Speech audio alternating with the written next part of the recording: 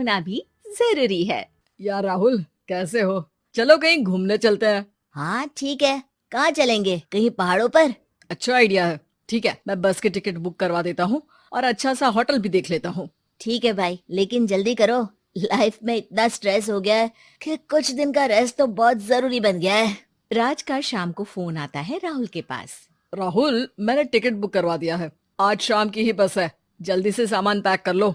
ठीक है, सामान तो मैंने पहले ही पैक कर लिया है।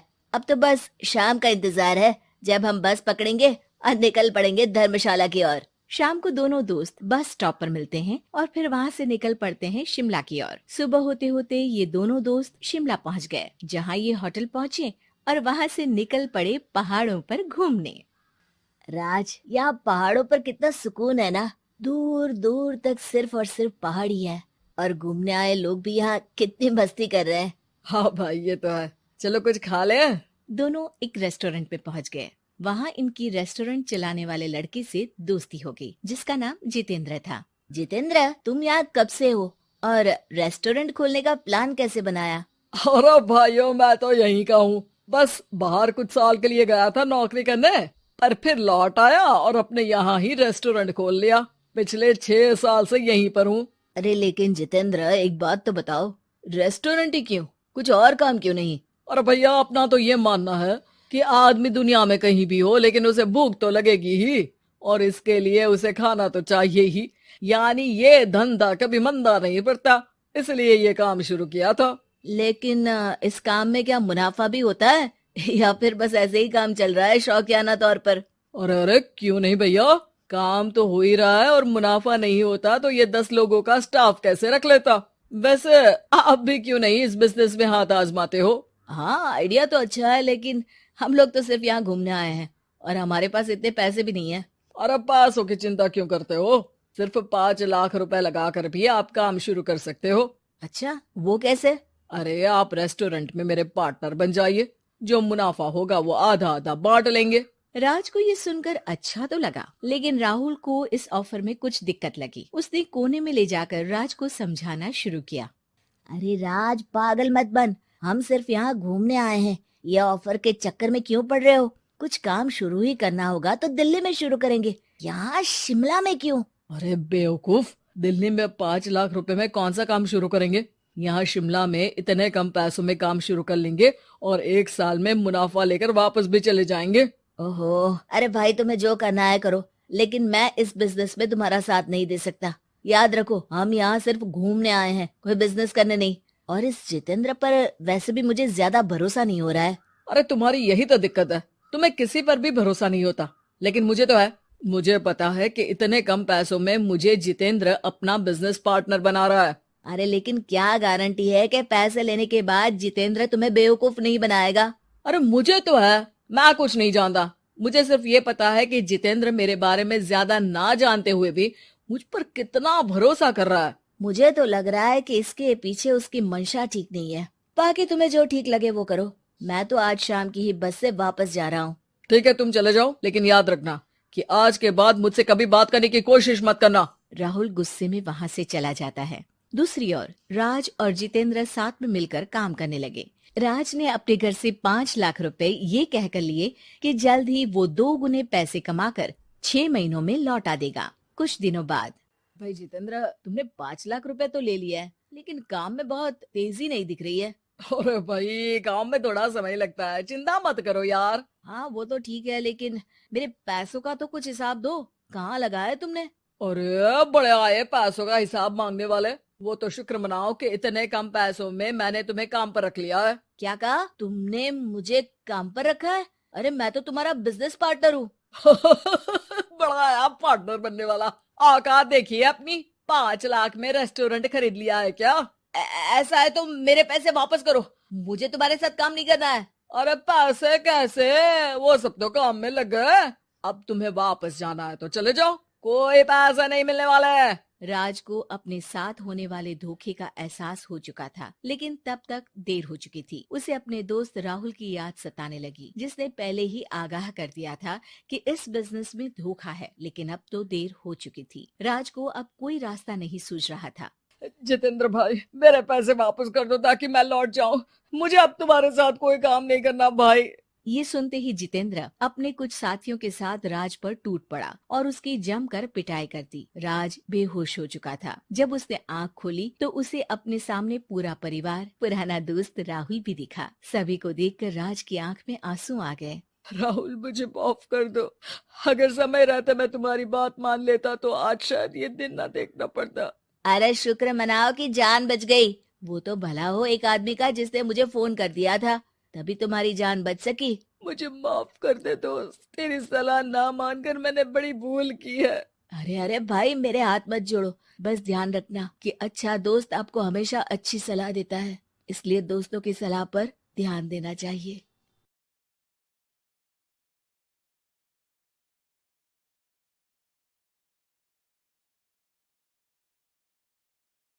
घर की रामलीला दशहरा स्पेशल। श्वश्रु जी, बोलो पुत्री। रामायण देखकर मन भाव विभोर हो गया है। अब ये पुलकित मन कुछ क्रीड़ाएं करना चाहता है। क्यों ना इसी क्षण से हम रामलीला का नाट्य रूपांतरण करें और हमारे निवास स्थान पर हर एक मनुष्य रामायण की चरित्रों का अभिनय करे। तुम्हारा ये श्रेष्ठ विचार हमारी आत्मा को अत्यंत प्रफुल्लित कर गया पुत्री। मैं मर्यादा पुरुषोत्तम श्री राम का चरित्र निभाऊंगी। और माताश्री, मैं श्री राम के अनुज लक्ष्मण का रोल। हे पुत्र, रोल नहीं भूमिका बोलो, भूमिका। इस विदेशी भाषा को उपयोग में लाने के लिए मैं आपसे क्षमा चाहता हूँ माते। और मैं सुपरमैन से महान, बैटमैन से बलवान हनुमान अर्थात हनुमान जी के चरित्र को निभाऊंगा। जय सिया राम। सुंदर, अति सुंदर। अब मैं रावण बनूंगी। आप पर जमेगा भी। बस उसी समय सब हो जाते हैं तैयार निभाने के लिए रामायण के किरदार। सब करना चाहते थे रामायण के संदेश का पालन, इसीलिए बने थे राम, लक्ष्मण, हनुमान और रावण। माताश्री, सीता मैया कैसे मिलेंगी? ढूंढ ढूंढ के नयन थके हुए हैं, पाँव चल नहीं पा रहे। आता माजी सटकली। नहीं अनुज, जीवन एक परीक्षा है। ईश्वर ने हमसे सीता को दूर करके हमारी परीक्षा ली है। भ्राताश्री, हमको उस सोने के हिरण के पीछे जाना ही नहीं था। हे लक्ष्मण, हम सीता को ढूंढ ही लेंगे। जितना सरल ये कार्य प्रतीत होता है उतना सरल नहीं है भ्राताश्री। सीता मैया की व्हाट्सएप लोकेशन भी नहीं है हमारे पास। काश हमारे पास एक हेलीकॉप्टर होता जिसकी सहायता से हम उन्हें ढूंढ पाते। जिनके पास हनुमान हो उसे हेलीकॉप्टर की क्या आवश्यकता। पर हनुमान जी अब तक आए क्यों नहीं? भूख लगी होगी उन्हें, तो चले गए होंगे सूरज वगैरह खाने के लिए।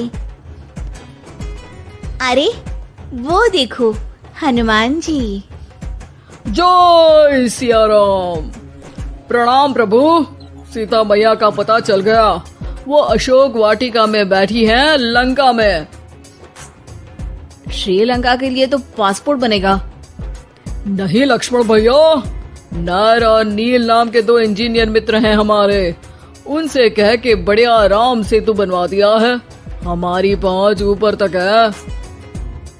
हम तुम्हारे कार्य से प्रसन्न हुए हनुमान, कोई वर मांगो। अब 1 दिन की छुट्टी चाहिए प्रभु।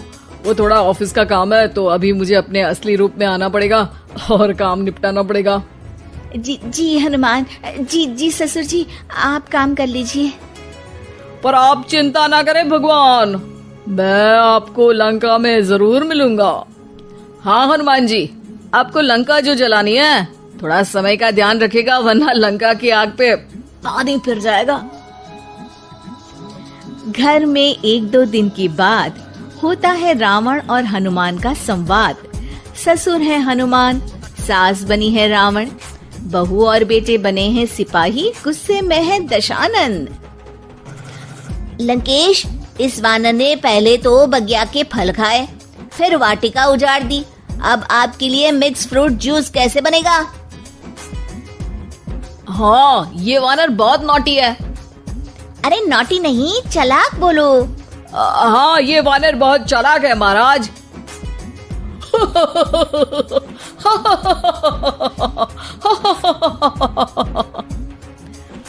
अरे इतना हंसने की क्या आवश्यकता है?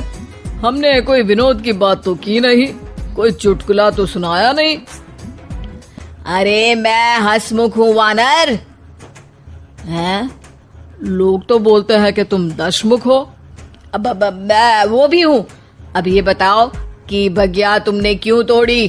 तुमको ये नहीं पता कि पेड़ तोड़ना पाप है? पाप तो किसी स्त्री का हरण करना भी है दशानन। तब तेरी अकल कहाँ गई थी? 10 सर हैं तेरे, एक की भी अकल काम ली होती तो ये सब नहीं होता। एक वानर का ये दुस्साहस कि वो लंकेश के सामने अपनी जिह्वा खोले। अभी हाथ खोल के एक रपटा मारूंगा तो 10 के 10 मुंह के गाल लाल हो जाएंगे।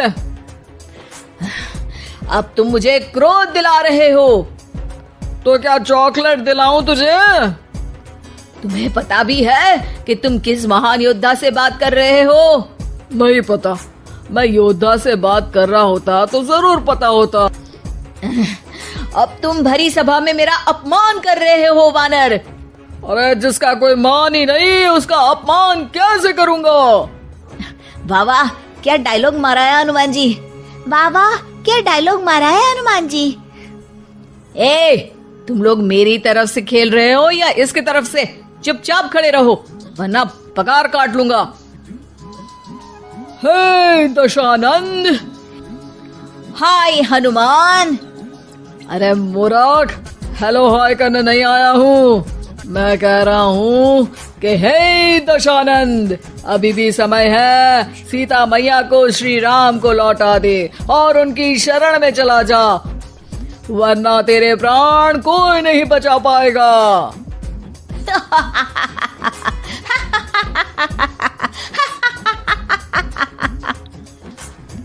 अरे तेरा सेंस ऑफ ह्यूमर खराब है क्या? किसी भी बात पे हंस देता है यार। मैं तो तुम्हारी बातों पे हंस रहा हूँ। तीनों लोगों में कोई पैदा नहीं हुआ जो मेरे प्राणों को हानि पहुंचा सके। अभिमानी रावण, मैंने तुझे समझाया बुझाया पर तू नहीं माना। अब तुझे अपनी जान से हाथ धोना ही पड़ेगा। ये जो 10 सर लेके तू 10 का दम खेल रहा है ना, कटेगा सर। एक एक करके सर सारे कट जाएंगे। तूने अपनी बातों से मेरा दिल जलाया है वानर। अब हम तेरी पूंछ जला देंगे। बस इस बात का ध्यान रहे कि पूंछ में आग लगते ही बाथरूम की तरफ भाग जाना, ताकि नाटक भी पूरा हो जाए और आग भी बुझ जाए। रावण, मुझ पे इतना ध्यान न दे, ज्यादा मुझको ज्ञान न दे। सैनिकों, इसकी पूंछ में आग लगा दो। सैनिक पूंछ में आग लगाते हैं। ससुर जी बाथरूम की तरफ भाग जाते हैं, लेकिन रास्ते में जलती पूंछ एक पर्दे से टकराती है और देखते ही देखते पर्दे में आग लग जाती है। हड़बड़ी में गड़बड़ी हो जाती है। एक नई मुसीबत आ खड़ी होती है। सब पानी लाते हैं, इतने में बढ़ जाती है आग। बाहर धुआं देख के पड़ोसी भी जाते हैं भाग। जैसे तैसे आग तो खत्म हो जाती है, लेकिन घर में ही लंका दहन हो जाती है। हाय राम। अरे रावण होके राम का नाम ले रही हो? अरे बस भी करो, नौटंकी के चक्कर में घर में आग लग गई है। सॉरी माँ जी, ये मेरा आइडिया था। बनने चली थी राम, बिगड़ गए सारे काम। अरे कोई बात नहीं, अब समझ में आ गया ना कि किसी बात का पालन करने के लिए किसी की नकल करने की जरूरत नहीं है। जय सिया राम हनुमान बने बिना भी बोला जा सकता है। अरे कोई बात नहीं, रामायण तो हम देख नहीं पाए, महाभारत जैसा कुछ करो तो जरूर बुलाना।